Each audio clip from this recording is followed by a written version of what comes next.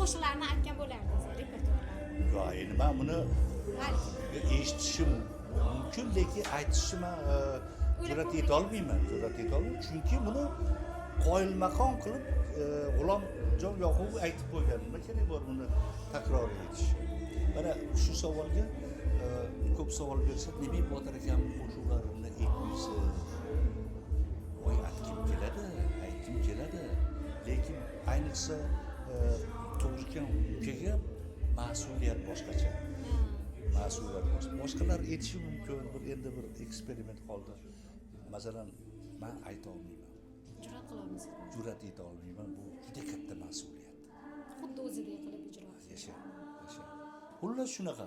Rahmat ko'p. Shu suhbatdan men juda mamnunman. Fursatdan foydalanib, do'stimiz uzoq umr ko'rsin, ijodiy umr ko'rsin, umrlar uzoq bo'lsin. Rahmat ko'p.